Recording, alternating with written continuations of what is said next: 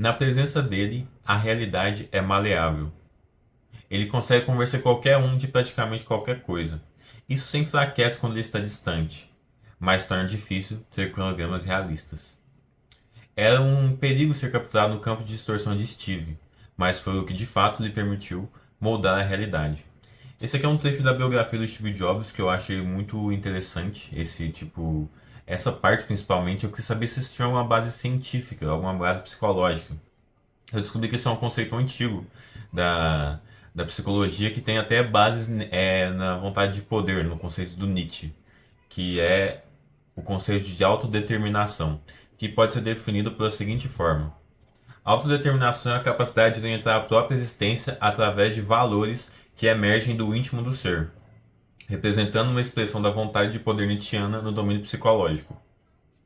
Constitui o impulso criativo de mudar ativamente a própria identidade, transformando limitações em materiais para a autoafirmação. Manifesta-se na coragem de assumir responsabilidades pela própria vida e na criação de valores pessoais que conferem direção à experiência humana. A arte de tornar-se quem se é através do exercício consciente da própria força vital transformadora. E para refletir, para exemplificar esse termo, para transformar ele em palpável, eu quero contar uma história, a história de uma santa e de uma mulher que foi basicamente esquecida pela história, que foi esquecida pelo tempo e que foi uma das maiores mulheres que o século XIX já viu e que é uma das padroeiras da França. Então, assim, voltando lá para o século XIX, né, do mosteiro de Lisieux, na França, uma parte bem esquecida, a gente tem Santa Teresa de Lisieux, ou aqui no Brasil, Santa Teresinha do Menino Jesus, né?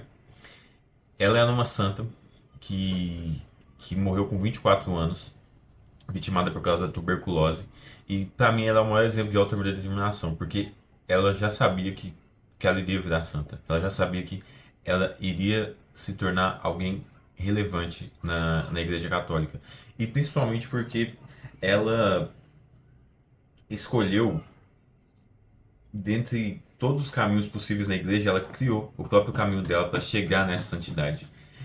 Para vocês terem uma noção, o Santo Agostinho ele morreu com 76 anos. Santa Teresa morreu com 24. Santo Agostinho escreveu 113 obras. Teresa escreveu só uma obra. Santo Agostinho se converteu aos 30 anos, aos 33 para ser mais específico. Teresa morreu aos 24, ela nem viveu tanto assim para completar a sua obra, né? Ela se converteu aos 14.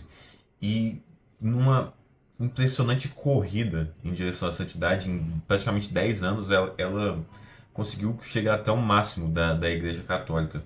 E isso para mim é o mais impressionante, assim, porque é, ela sabia que ela não ia ser uma santa que nem os outros, por exemplo, São Tomás de Aquino, que era um doutor angélico, né, que fez milhões de escritos e fundamentou as bases da igreja. Ou outros santos que tinham bilocação, que tinham chagas, que conseguiam ver anjos e coisas do tipo. Não. Ela era assim como eu e você, ela não via nada, não sentia nada, não tinha nenhuma aparição mística, zero, nada. Ela, se não me engano, isso eu não tenho certeza, mas ela teve até dúvidas em relação à fé dela.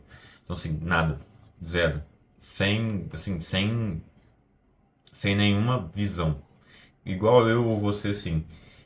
Mas ela sabia que ela ia ter que inventar o próprio caminho dela em direção, se ela quisesse ser santa. E é isso que é autodeterminação. É você escolher um objetivo e inventar o seu próprio caminho em direção àquele objetivo. Então, assim, ela sempre soube o que ela queria, que era o céu, e, assim, ela criou a pequena via. E a pequena via se define da seguinte forma: é o caminho de santidade através da confiança total em Deus como uma criança, vivendo o amor nas pequenas coisas cotidianas em vez de buscar grandes feitos heróicos. Então, assim, os outros santos, que eles eram realmente heróis da fé, eles faziam coisas extraordinárias, eles faziam coisas assim que eram, se você for ler, realmente assim, incríveis. Ela não, ela era só uma criança órfã, numa parte esquecida da França, no século do ateísmo, do materialismo, com 24 anos, com só um livro, e ela se tornou uma santa. Então, assim, é, ela é fundamental para a história da igreja e para a história da igreja moderna, basicamente, e para a fundamentação desse conceito. Mas como que ela chegou até esse lugar? Você pode se perguntar, né? O meu objetivo é mostrar isso. E o primeiro passo é a vontade que ela tinha de ser santa. E essa vontade dela quase meio que queimava por dentro dela. E essa vontade ela surge justamente de uma vocação. De uma vocação, o que que é uma vocação? Vocação é um chamado. É uma é justamente um impulso tão forte para alguma coisa que parece que é justamente Deus que colocou aquilo em você para você fazer aquilo. Então é algo que te chama através da eternidade. Então ele te chama do outro lado da vida. É algo a sua vocação é o que te chama do outro lado da vida. Então assim, ela sabia que a vocação dela e a vocação de todos nós também é ser santo, é justamente atingir os mais altos graus de santidade e se parecer o máximo possível com Jesus Cristo. Então, quando você tem essa vocação bem determinada, a vontade começa a se manifestar como um movimento natural da alma, como um movimento natural do espírito. Então, assim, primeiro há de se ter essa vontade. E depois foi o amor dela pela sua obra. Ela sabia que ela não poderia fazer grandes missões ou grandes cruzadas ou poderia lutar batalhas, então assim, ela escolheu justamente se sacrificar pelas coisas pequenas que ela via no dia a dia dela, como lavar uma pia ou quando ela estava doente com suor, ela deixava os mosquitos pousar em cima dela e aguentava aqueles mosquitos ali, aquele sofrimento, para justamente santificar esse amor para Deus, através desse amor que ela tinha. Então, assim, o que santificou ela não foi o tamanho da obra ou o que ela fez, mas foi o tamanho do seu amor por aquela obra. Então, assim, esses são os dois movimentos necessários para se constituir uma vocação e para mudar a realidade, para dobrar a realidade, para malear esse tipo de coisa. Então, assim, Santa Teresa é o mais alto exemplo de autodeterminação que existe. E, e, e eu quero que você se lembre toda vez dela, quando você estiver, tipo, numa dúvida, assim, porque ela é realmente, assim, ela é um exemplo, ela atingiu o que, pra mim, é a coisa mais difícil de ser atingida. É muito mais difícil do que, sei lá, ter muito dinheiro ou qualquer coisa do tipo. Ela realmente chegou no mais alto que um ser humano pode chegar, que é o céu, né? Justamente. E falando um pouco sobre a vontade de poder, né? Falando um pouco sobre esse conceito, tem uma frase do Nietzsche que eu acho que explica muito bem isso, que é: muitas coisas são valorizadas pelos vivos, mais altamente que a própria vida. Mas é precisamente desse valorar que fala a vontade de poder. Então, assim, a vocação é justamente isso, você valorizar algo mais do que sua própria vida. Ela é a junção perfeita entre sofrimento e paixão e querer ganhar dinheiro juntos numa profissão só. Então, assim, vocação é o que engloba tudo isso, é o que engloba algo que você possa ganhar dinheiro, algo que você possa, que você goste, algo que você sofra também, porque a vocação envolve sofrimento, ela é um chamado que envolve uma dimensão de sacrifício. Então, assim, vocação é tudo isso.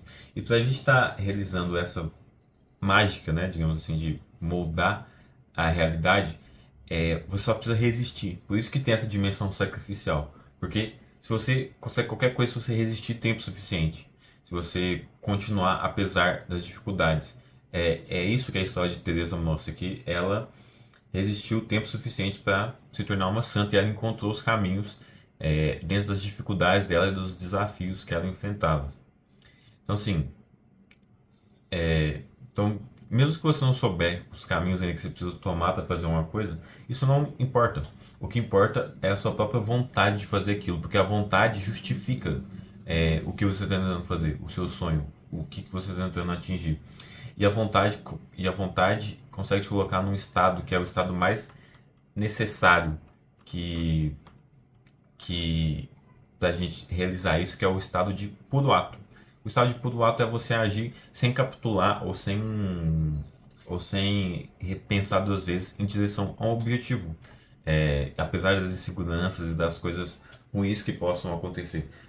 O puro ato é justamente isso, justamente o que Teresa fazia para alcançar a santidade. Ela só agia, e quando ela tinha alguma insegurança em relação a isso, ela agia duplamente ainda. Ela dobrava a aposta, digamos assim, em direção a algum certo tipo de coisa, a um certo tipo de objetivo. Então, o puro ato é isso, é um estado onde você continua agindo e agindo em direção ao objetivo, sem capitular por medo ou insegurança. E o puro ato ele vai te mostrando os caminhos, as skills necessárias que você precisa fazer para atingir aquele certo tipo de coisa, aquele certo tipo é, de objetivo. E qualquer coisa é justificada pelo puro ato. Então, se você fez um trabalho ruim, você faz dois melhores na sequência. Você se dedica mais. Se você teve uma hora ruim, você consegue trabalhar 2 horas mais, totalmente concentrado, focado. Então, assim, o puro ato é o primeiro, é o primeira manifestação dessa vontade em direção à vocação que a gente precisa ter para alcançar esse objetivo. Então, assim, continuando, a segunda fundação desse modelo que eu estou propondo, desse modelo que eu estou propondo, né, é o amor. O amor é a dimensão sacrificial do trabalho. É se doar inteiramente por aquilo que é maior do que a própria vida. É fazer algo realmente impactante, mais do que apenas pelo dinheiro em si ou por alguma missão terrena. É fazer algo realmente assim, que realmente mude as coisas, que realmente assim impacte tudo. É realmente se sacrificar por algo. Aqui a gente usa meio que um conceito de RPG, que é de aquele RPG de mesa, né? Que é assim, como se eu tivesse que fazer uma missão no RPG, uma batalha por alguma coisa. O... Você vai considerar todo o trabalho que você precisava fazer a partir de agora como se fosse justamente uma missão de RPG, que você precisa sacrificar por algo, que você precisa lutar por algo maior, lutar por alguém, não apenas por um benefício próprio. É isso que dá a dimensão de amor e de sacrifício para um trabalho. E o sacrifício é justamente isso, é você fazer alguma coisa para Deus, ou em direção a Deus, né? E a única diferença entre sacrifício e sofrimento, que você pode falar assim, é a mesma coisa, não. O sofrimento é justamente o distanciamento de Deus, é uma coisa que vai te levar para longe de Deus. E o sacrifício é algo que te aproxima de Deus, é algo que te puxa em direção a Ele, que te leva em direção a Ele. Então, qualquer coisa que seja que leve em direção à nossa vocação é justamente o sacrifício, é justamente algo bom e algo virtuoso. E qualquer coisa que joga a gente longe é um sofrimento, é algo ruim e pesado e, digamos assim, complicado, né?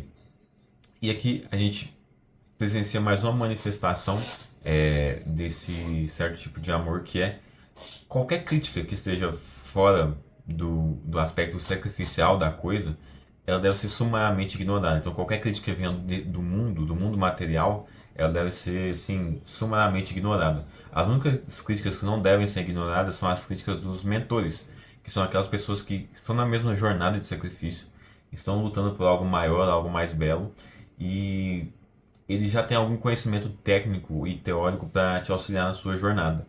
Essas críticas são válidas, mas qualquer outra, qualquer tipo de tentativa de dissuasão ou de desacreditar do seu sonho, elas não devem ser ouvidas, porque elas não fazem parte da dimensão sacrificial do objetivo, mas sim da dimensão de sofrimento do objetivo, né?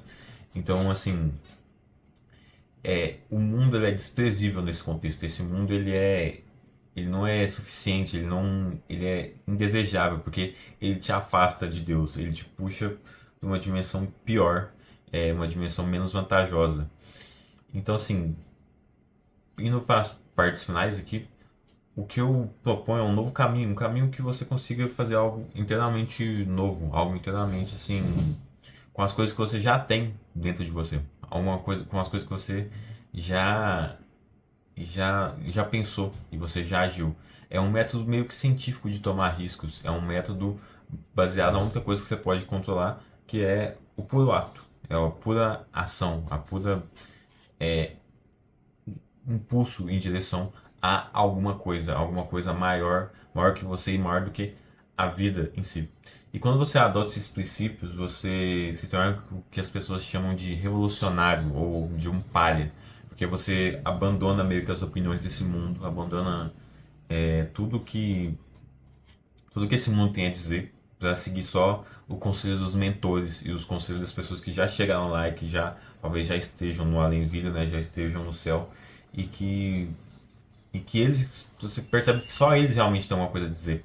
Só eles realmente, assim, são, são relevantes na sua missão, nos seus sonhos e nos seus objetivos. Pode acreditar que essas coisas não doem tanto quanto você pensa e não são tão ruins depois que você dá aquele salto de fé, porque é justamente uma sociologia do corpo.